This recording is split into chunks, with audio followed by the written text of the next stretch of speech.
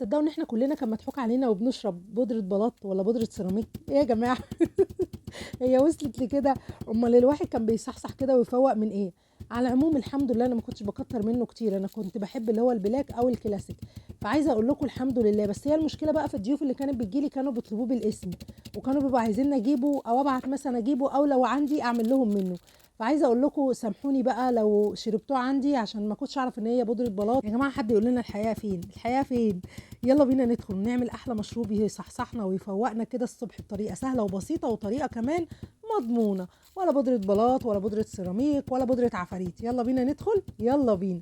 اول حاجه زي ما انتم شايفين كده جبت كيس من النسكافيه البلاك. البلاك ده طبعا مضمون، وربنا يستر لحد بقى ان نكتشف غير ذلك. شويه شويه يقول لك ده شعر مطحون، يعني والله مش فاهمه انا. المهم ما علينا، جبته وكسرته زي ما انتم شايفين، وانا هنا عامله كميه قليله عشان انا بحب اجرب واعمل في حاجات قليله، عشان اللي عايز يجرب يقدر يجرب. كسرته ودغدغته. لو عندك كده كبه او مطحنه كده صغنونه على قدك تقدري تعمليه فيها على طول، ما فيش اي مشكله.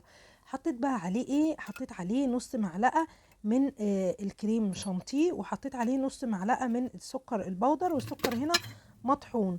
خلوا بالكم ان لازم السكر بتاعنا يكون مطحون. وحطيت عليه نص معلقه من اللبن البودر. مقادير بسيطه جدا وسهله وبسيطه. عايزه اقول لك ان المقادير دي هتعمل لك كيسين من الكيس اللي انت شايفاه اللي هو ال50 ده. هتعمل لك يعتبر معلقتين، معلقتين كده حلوين، يمكن اكتر كمان، لان دول كده هيعمل لك المعلقه الواحده هتكون معلقه كده ايه مليانه زي ما انتم شايفين. قلبناهم كويس جدا مع بعض، وشايفين لونه بقى زي بالظبط الكيس النسكافيه اللي احنا لما بنيجي نفتحه مع بعض. تعالوا بقى دلوقتي هناخد كده، هجيبنا بقى مج عشان نعمل بقى كوبايه كده حلوه من كوبايه الكافي ميكس او كوبايه النسكافيه اللي احنا متعودين عليها. وانزلي بقى عليهم بشويه الميه بتوعنا. وطبعا في ناس بتحبه او بتعمله باللبن، تقدري تعمليه باللبن.